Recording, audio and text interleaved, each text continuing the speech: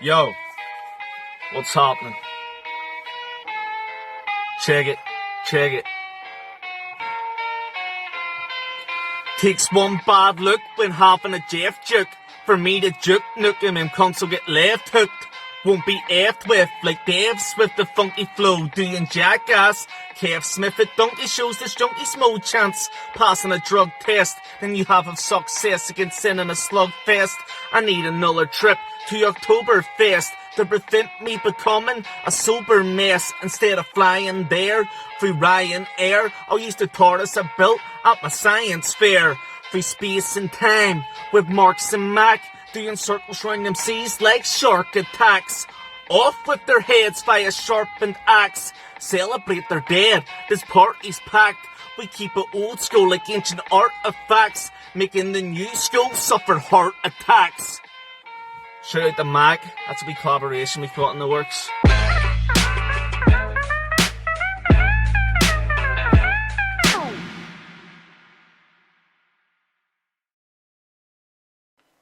It's Sunday. You know what that means. What's the crack, Irish hip hop? I found out I'm going back to work here on Monday, so this episode's going to be something of a season finale. I'm not going to be able to do the show every Sunday, although it will be coming back. It just won't be as concrete, like I'll just be doing it when I can. More of a thing. It is shite like, but it's what it is. Because of that, we're going to be pulling all the stops out this week. We've got an interview coming up with J.o.e. He's going to be telling us about his new project, COVID-19, and some upcoming stuff as well. And we'll just be reflecting and telling stories. On top of that too, for track of the week, we've got Wake and Android. Shout out to Cronus and Disgrace. This is their tune Frostbite. Check it out.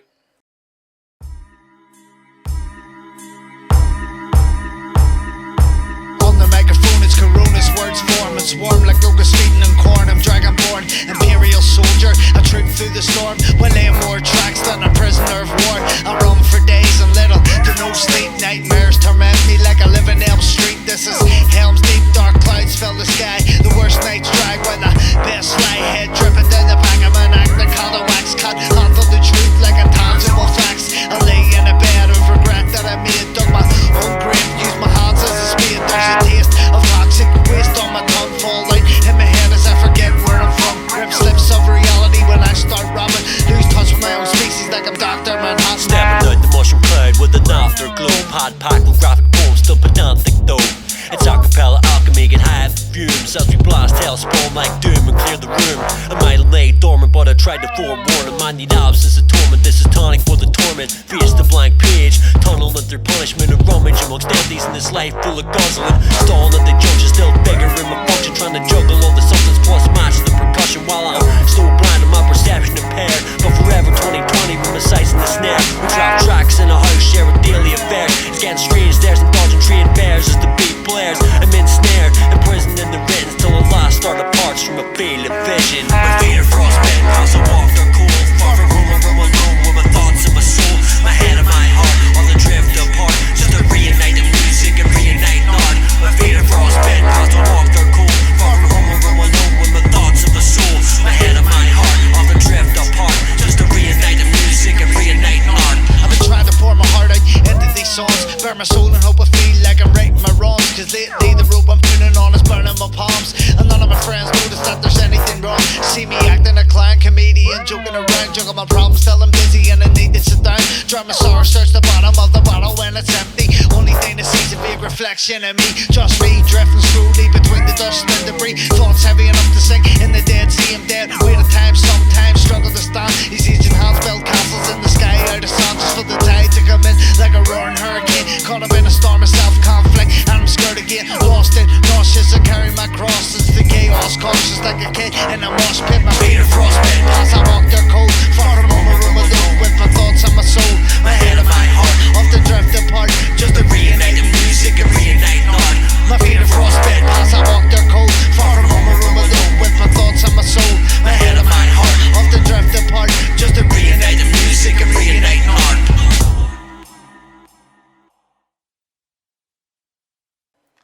Aye, that was Wake and Android with their tune Frostbite off Adrenochrome. You can find the link to their stuff in the description below. I just want to get into something real serious here for a minute, folks. I don't know if you have noticed or not, but there's been a real catastrophe going on in the world at the minute. A real catastrophe. And we at Uncensored want to do our bit to help this catastrophe. So if you check in the description below, you'll find a link to a petition to get Steve Locke to remove the approval requests from the Irish Hip Hop Facebook group.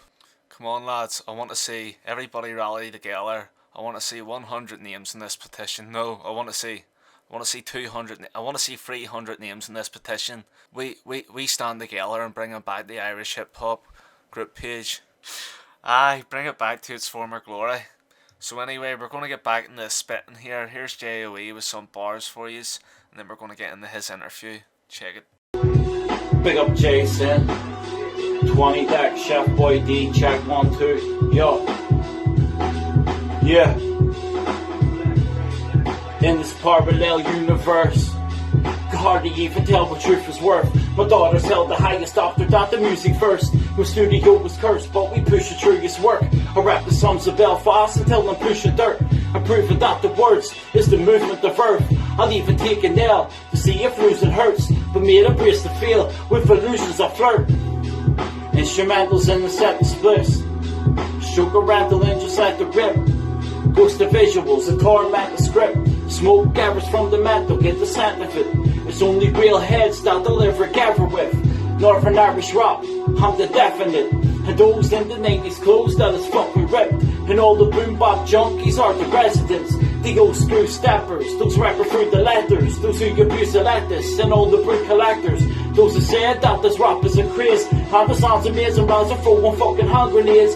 And those who's never been here but imagine the place. And those in bomb parades, and those who stand for change. And those who found the talent but they're leaving lives amazed. This is rap for the streets, the corners on the stage, black rain.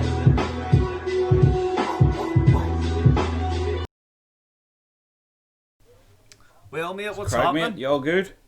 Yeah, all good in the hood. Thanks for coming on No the show. bother, mate. Thank you for having me. Yeah, mate. Yeah. How you been keeping through all this crazy fucking bullshit going on? I'm alright. You know what I mean? Keeping up myself. You know what I mean? Trying to be positive and keeping busy. You know what I mean? It's the only thing you can do. What about you? Trying to record a mixtape and stuff, Aye. but I'm fucking going back to work on Monday. Fuck So me. originally we met fucking years ago, man. Like fucking years back Very we go. long, aye. So first time I ever fucking done a gig, I was opening for you. Yeah, Dungannon, wasn't it? It's TJ's show. It was like a rock and roll, like fucking hip hop When was that? night. 2013? Like, yeah, 2013. Cause man, I was doing Sin album tracks, and that's when it came out. So it would have been 2013. Wow. I remember I had my fucking dad drop me off for the show. I think it was maybe a school night or something. I Don't remember know. out there. That was a good wee night. Good wee night. Just on the topic of that, what was your first gig? Like, what was the first show you ever Um, performed? I think back in 2011, there was this wee thing going on near Ballymurphy up in a wee pub called Gorton and Mona. And there was this wee lad I knew doing the DJing at it. And he said to me, why don't you come up and rap? At this time, I think I had about 5 tunes done. Was recording with a wee £1 mic. It was my first wee gig. Went up there, performed to a few kids and all that there, aye. You got into the gigging early on in your recording career. Aye, before Tragedy and Hope and all that, before I even recorded all that, with no material, like, Yeah, like, mate, it's that, like, that was the weird thing, like, no one knew it, no one knew me. Your first project, Tragedy and Hope, like, if we can reflect on that a wee bit, is there anything you want to talk about? Well, never had really an idea to do an album or nothing like that. It was just like, when we dropped What If, we got very good reception. Yeah, and, you and me Callas. Callas, shout out to him. And we dropped that tune, like, that tune came out of nowhere. We were just talking about doing a song, we found a studio, I threw a beat over to him, and Yeah, we just went like that, clicked. you done that in Cloud9, didn't you? Cloud9, aye. We went and checked it out. I think Sketch was there with us. Me, him, and Sketch went in. And this is when he was about to start doing Darwin. And me and Callas were just starting. So he was there helping us and giving us a wee guidance on things, like, because he's been doing it for quite a bit of time at that point. We went in there, checked out the booth and everything, and was 100% booked in. And I went down, recorded it, and I think we did it near enough. Did the whole thing in one take. other songs on it too, like Sectarianism Part 1 and Part 2. Yeah. That was You know, Sectarianism Part 1 with Cocaine, Cronus and I, like. yeah. I thought that was, that's probably my favourite song on the album. Serious, yeah. Because I think it was like one of the final ones we recorded. It was around the time the whole flag stuff was happening. It was, it had a different impact, I think, on me. Like, whenever all that was happening and doing that tune as well, it was a bit different back then, like. When the project dropped, like, it was definitely one of my favourite tracks on it. It's just people brainwashed when they're young, isn't it? Like, it's what you talk about in the song, you know, underneath your football shirt, you're just the same as me, you know? Remember that. And then there was Belfast State of Mind that opened it. That's fucking sick the way you done that, no flipping the ass. Oh, aye. It was like a wee introduction to everyone. What was the creative process writing that song? Belfast State of Mind was it was a different beat originally. I forget who did the beat, but whenever I went to record it in Cloud9, like it didn't go well for me. I didn't like it. I recorded the whole tune. I may actually have the file lying around somewhere, but when I heard it, I was like, nah. You were recording the different beat and then it just didn't go the way you wanted it? I wanted it to be the intro. It didn't have that impact to me. You know, I wanted a good intro for the album. Like, it was like, this is my first ever project. And it was like one of my first ever tunes recording. I want to do something different. Like, I want to... The Sin album, I just opened up and fuck you. Yeah, so it's the same with Belfast State of Mind, you know, fucking, they're like, oh shit, he's going in on the Nasty Nas beat. It was a sick way to open the project. Yeah. When are we getting volume 2 of Tragedy and Hope? I don't think it'll ever come, to be honest with you. Serious? It's been 8 years now. In December it'll be 8 years, and maybe around 2015 I had a good bit of the material done. I recorded a little bit of it, and it didn't feel right to me doing it. You know, I don't want to be just dropping it to drop it. I hope you do it at some point. I'd be shy if it was like, you ever see like when Eminem did like the Marshall Matters LP and then like he done the Marshall Matters LP too, and it's just the only thing it's got in common with it's the fucking name. Yeah. Like the project itself has nothing in common with the original, so you want that. You want, like, if you were to go back and do Tragedy and Hope 2, it wouldn't just be a title. Like, it's got to be that fucking vibe, doesn't it? That's the problem I was having. Like, and I didn't want it to be as dark as Tragedy and Hope 1, because that's tragedy, and then if I was doing Hope, I wanted it to be a bit more uplifting. But I don't know. I think my problem is I think the album did what it did. It is what it is with it, and that's me. I don't really look back on it. When I was doing Lost Art Part 2, that was kind of like the wee notion that I'm not going to do Part 2 of the album. You know, this is it. I'm not doing it. You know, it was my little thing. Because Lost Art Part 2 was the one tune I kept by for Tragedy and Hope 2. Yeah, if you listen to that tune, like Part 2, you hear it like I'm talking about back in 2012. Like I remember we would go into the city centre at night with copies of the album and hand them out to people coming out of the pub. Yeah. We'd be everywhere, like, and then I went into HMV and threw the CDs all over the place and all the racks and all that there. Bro, I remember, like, you telling me whenever I was a kid too, like, you used to, you know, give CDs to, there was, like, this kid you knew, and then he'd go about and giving it to everybody in the schools. I learned a lot of, you know, hustling, you know, from stuff you told me whenever I was younger. Like, I would have brought fucking shitloads of CDs into my school and just handed them out to everyone. Like, you know, and it helps you, like, and you never know, you may pick up one ear from it. And if you do, it's brilliant. Yeah, man. That's the job done. Do you know what I mean? If you pick up one ear from all that there, like, I think we handed out about 1,000 CDs in 1 week. We went around going everywhere. Fucking right. We printed out a load of them. Like, I just went into City Centre with a duffel bag and just handing them everywhere, man. Swear to God. Went into HMV, went into the music floor. I was just putting it everywhere. Yeah. Probably about 100 of them lying around HMV. That's sick. That's sick. I remember doing that too, like I would go up, maybe CEX or something, and just like, yo, will you put these on your counter? Yeah. They're like, yeah, no sweat. Yeah. Like, you'd always get wee places that were cool like that. It's good, like Head as well. I remember Head. They had the album there, and then they had the Trapped in the 90s album too. They done mine for me too. They put it on the rack, I bought a copy of it that day. One day I seen it. Legend, mate. I never ended up getting any money from it. I never like, they said they would sell it for me, but I never actually hit them up for any of the money. What was it? They kept half, you kept the other half. Like, they took like 30% or something. It was something like that. So, and I was only selling it for £3, so it was like, I remember thinking I'll go and see if I've made any money from it, and I was like, well, what's the fucking point? Because I'm selling it for £3. I'm making nothing anyway, really. That's it. It's about people picking it up. Yeah, that's the bit that matters. I went in one day and they were all gone. Like, now it's a good way back. Because I remember when I went in, I got a copy of it, and then I always used to go in and check the local artist thing. You never know who you'll find in it. Like, and I seen it wasn't there anymore. I was like, all right, I sold them all. It's cool, but it's cool that, isn't it? Like when you check whenever you check the wee local artist section, and you're like, oh fuck, he's selling them here too. That's why you need shops like Head and all that again, because they're very important. After the whole like tragedy and hope, we sort of went in the Heart on the Wolfpack. Yeah, well, I did the Trapped in the 90s mixtape, and then what else happened? That's when we were beginning the whole Heart on Wolfpack right around that time.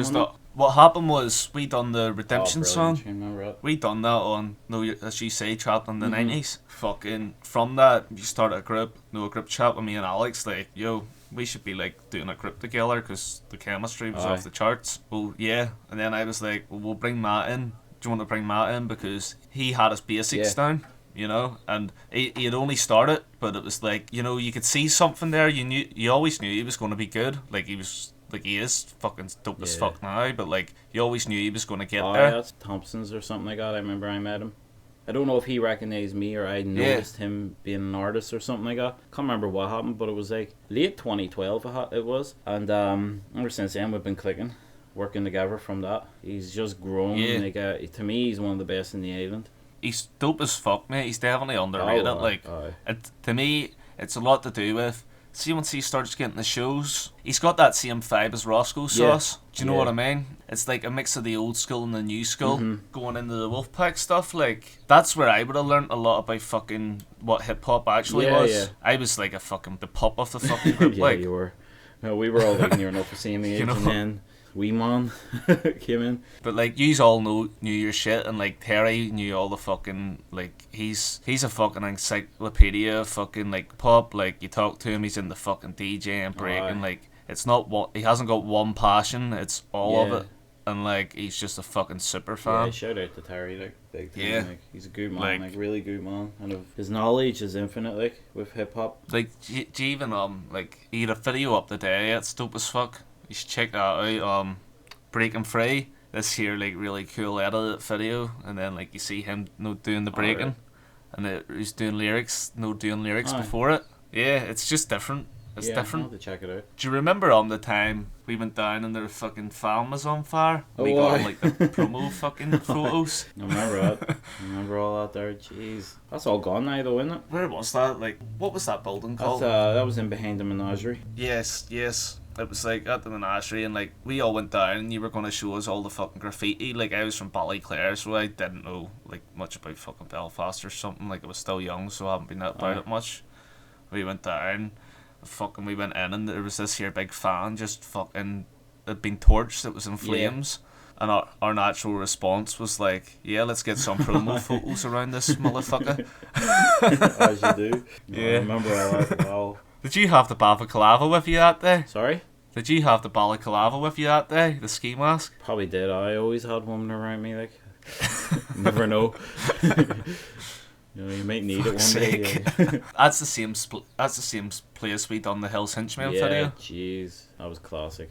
Yeah, I reckon that's the best song that came out of the whole Wolfpack thing. Yeah, it's the most memorable one. Yeah. Do you want to talk a wee bit about the Hills Hinchman? Yeah. It was weird the way it happened. Like, it was I've always been a big fan of horrorcore. I think it would be the thing I play more, especially like the older, like the late 90s, early 2000s horrorcore. I was a big fan of, and I'm obviously a big fan of J.o.e. Matrix, Just the Law. Yeah. He was getting ready to put out the original MMA. Obviously, it got cancelled, and him and Vinnie Paz they parted ways and all that.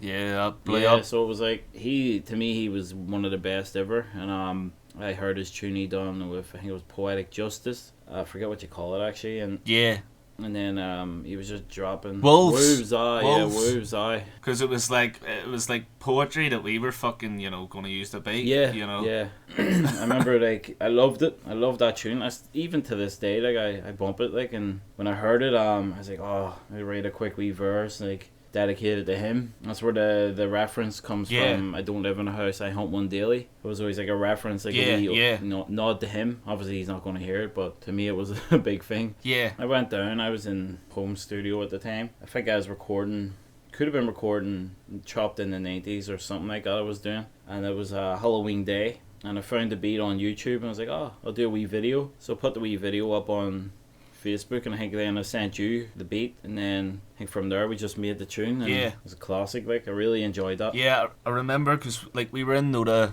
group chat for Harlan the Wolf Pack. You were all talking about doing the video. No, shooting the video, and I was like still writing the lyrics, and I was like, fucking hell, I haven't even got these lyrics done. This better be fucking good. Do you know what I mean? It was like, pressure. I remember it. I didn't even have my part recorded, and I was like, we'll go back down to that place and do a video for it. Yeah, I was like, I better make sure my shit's dope. You know, it was though. It was dope. It's just a shame about fucking Liam pulling it down. Like, that's fucking. People never see the video. Like, don't want to call him out, like, but like, fucking, that's just fucking fly as fuck the way he done it. Like, bitch move, like, you know what I mean? You don't. There was no need for it. Now it's gone, chopped in the internet forever. Just to talk about people pissing us off. Do you remember the beef days with fucking Audiogasm? Aye, the first beef. I say beef like it was like, aye man, them guys were fucking idiots. Like, that's how me and you sort of fucking started working together. Like, really, like, making music, because it was like the first song we ever done was fucking dissing them. Yeah. Collabing.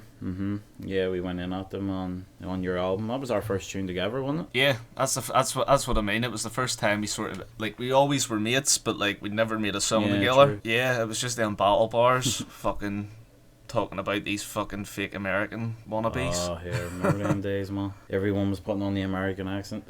It's almost like they're in the minority now, which is good to see. Aye, definitely. Like, we were the minority back then. Yeah, you know, definitely. Big time. Using your own accent, and you're the minority where you're from. You're rapping about everything. You're putting on your own accent, and you're the one being looked at like strange. Like, what? They deleted their fucking songs after like, I can't remember, maybe about a couple of months. I think he did the tune then. I replied to it with the 11th Commandment. I replied to him with that. We never heard from them again after that. I don't think. It was like, it went really quiet. I never had a actual problem with them as people or nothing like that. I think beefing in your own city is a bit stupid. Like, everyone should be connecting and all that there, but it was just, I don't know, it was just weird the way they would get on. Man, it was the way shit they were pulling. Like, they were fucking need about 20 fucking accounts, and they were going, and like, you'd wrote a song and it was a really good fucking writing about your fucking grandmother's passing away. And they were fucking like with 20 different accounts. I remember that. And it would happen really quickly. Like, them 20 dislikes would happen immediately. It's like they would wait for anything to jump on and quickly do it. They done it to Kenny Weed as well and all that. Yeah, aye mate, they were fucking culture vultures. That's all they like, they were doing it to everyone. Like, it was one of the first songs I recorded, and it was just like, that's why. Like, I was just like, I just want to, if I'm starting rapping, like, whenever I was rapping seriously, it was like, the first thing I want to do is just call these fucking cunts out. Definitely. It was good fun, like, good wee tune. Our Kid was sort of a rebirth for you, in a sense. Big time, yeah, big time.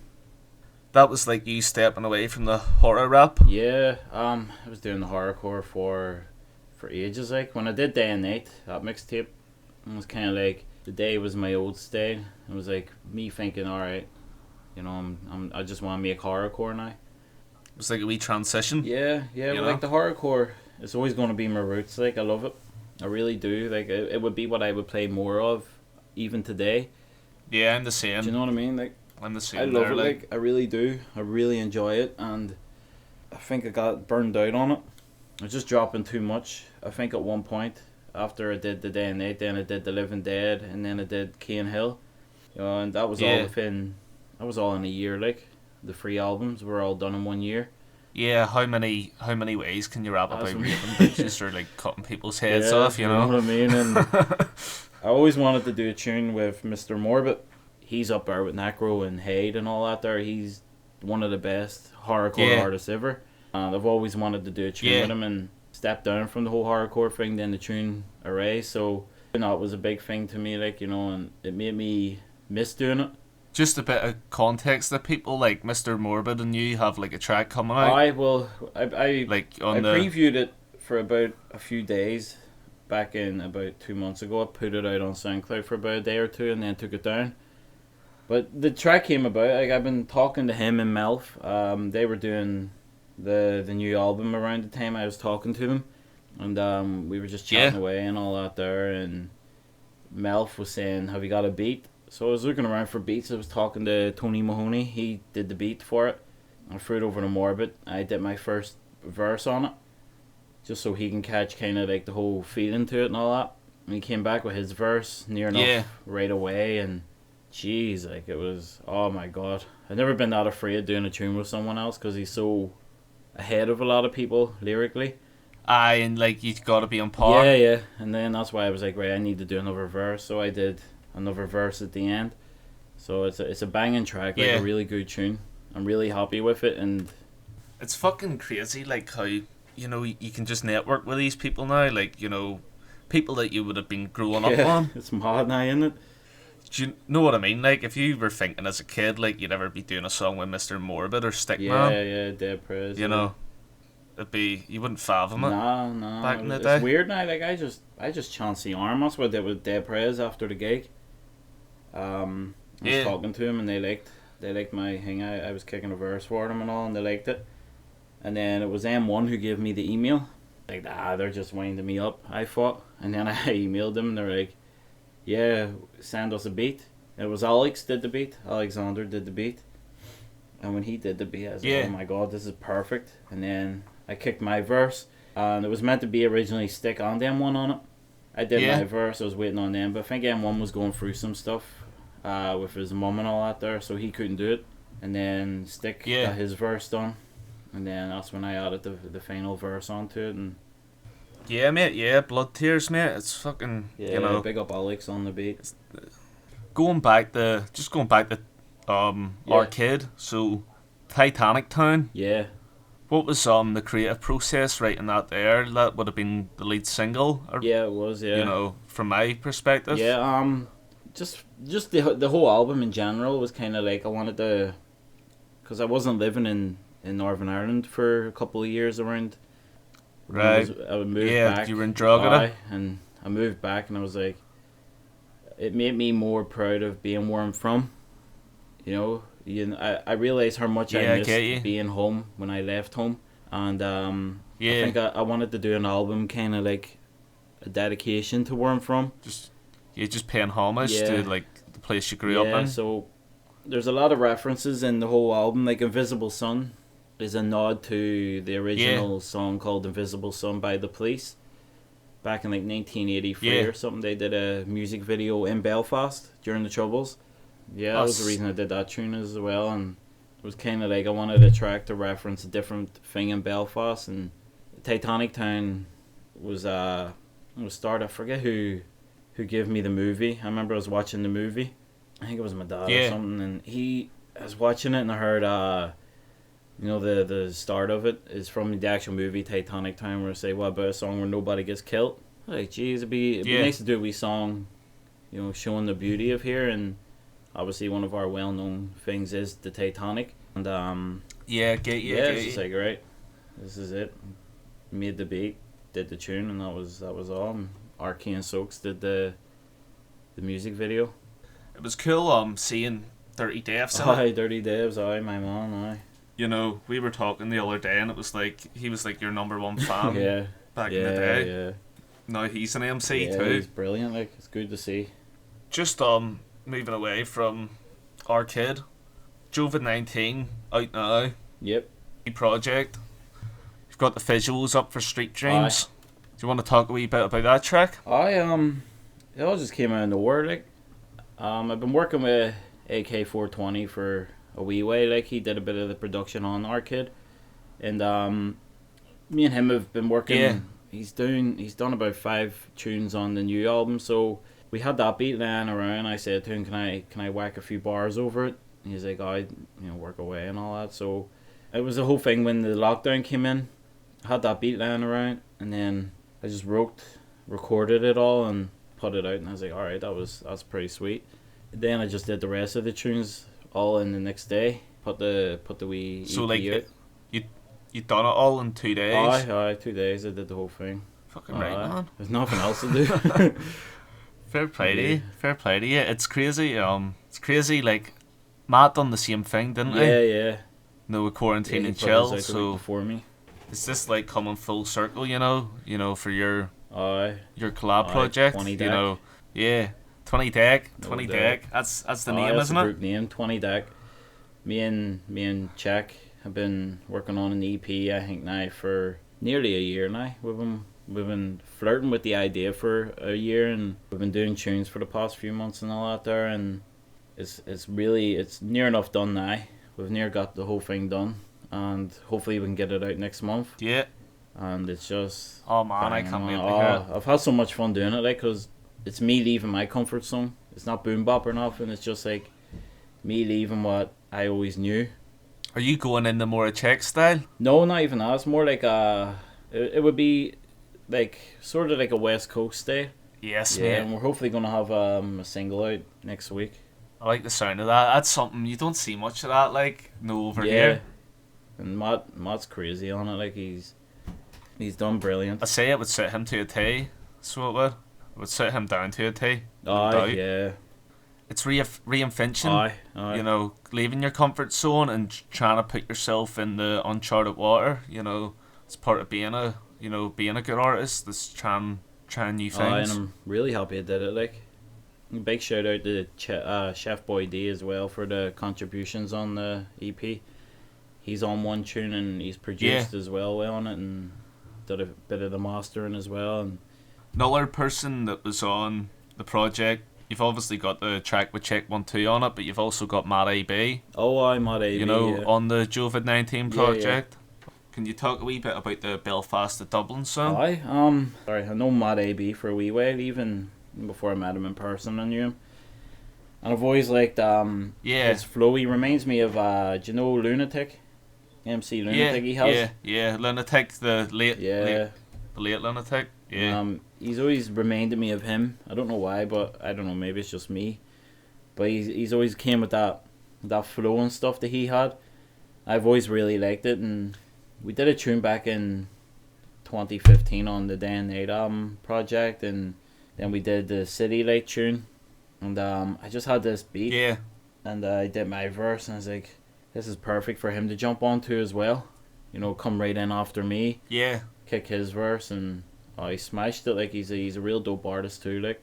Yeah, you would have like sort of met when you moved to Drogheda, because I remember us boys, me, you, and Alexander going to the Onyx show. Oh yeah. He was Yeah. He lived really close to me, like in the same street. When I lived there. Yeah, man. Like I remember we went to the Onyx show and then we bumped into him. Aye. I didn't even know he was living there either, Yeah. like, until he said, and then that's we went home together and all. But I could throw a stone at his house, type of closeness, Yeah. like, and yeah, that's how close we were. And it was always nice doing tunes with him, like, and still is, like, he's very dope, and I've produced quite a bit for him now as well. Yeah, like his videos too. You were telling me on the 20 deck project he's going to be shooting some of the videos. Well, the original plan is hopefully we can go back outside again, and me and Chak are wanting to go over to Amsterdam, maybe in November, and do an actual video, because that's all up in the air now. Like, we wanted to do an actual music video, probably have it out now. If this all didn't happen, we probably would have had a video and all out, but you know, the powers that be, we can't. So Yo, bro, you can still make it happen just because it can't happen now. You know? that's it, and we will make it happen. You know what I mean? And he's gonna come over to Amsterdam with us and get the visuals done on one of the tunes there, and smash it, smoke up and chill. So after the 20 deck project, you're going on the Council of State Gods. Yeah, I was meant to be out already. I had a load of plans for it. You know, I was kind of going to do the same thing like I did with Arcade. Do the video, an official video, then drop the actual album the day after. So, yeah, the initial plan was to push it back to the 12th of July again. But I don't think I've enough time now because the whole 20 deck album. So, I think I'll push it off till November. The whole thing's near enough sitting there done. Complete. Like, I'm just waiting on a few verses to come through to me from like a few local heads, and then once I can get them mastered and all that, and then have to obviously get the cover, all that done, and so I think I'll just hold it off till November, December time. And like, where would you rank this album? You know, out of all your work, I think it's my best, really. Like, better than Arcade. Aye. It's what I've always wanted to do. Just proper, the whole way through. It's just complete raw boom bop. There's no there's no real conscious songs or nothing like that. It's just boom bop the entire way through. Like, You were telling me you're thinking of stepping away after this Council Estate Gods. aye, yeah, I think so. It's like type of like the album I've always wanted to do. It's coming out perfectly, and it's everything I've always wanted to have, you know, with an album. So I'm very happy with it. The sound, the lyrics, you know, I've really upped my pen game, I think, in it. Really paid attention to every bar I've wrote, and you know, I'm just really, really happy with it, and I think it'd be a good way to end it. To dropping albums, like, I'll always be recording, doing whatever and all that there, and then also with the whole 20 deck, you know, wherever that may go, whatever we may do with it, like, I'll keep doing that type of stuff. But as far as being it, like, a solo album, I think this would be me. This is it, like. If you want to put everything in this 20 decks Yeah. thing, maybe it is good to sort of go away from the solo stuff. Yeah, and it's a breath of fresh air, as I said, like, it feels nice, you know what I mean? Do you want to do any shout outs before we I go? shout out you, doing your thing. You Thanks know what I very mean? much, Holding man. it down, holding Cheers. it down. Shout out Check12, shout out Chef Boy D, of course. Yeah. Shout out all the boys, basically, everyone doing what they're doing, you know, Daz as well. Everyone in the scene, just shout out to all of them, you know. Everybody doing their thing, Yeah. doing music, recording, whatever. Everyone working. Yeah, Mad Dog,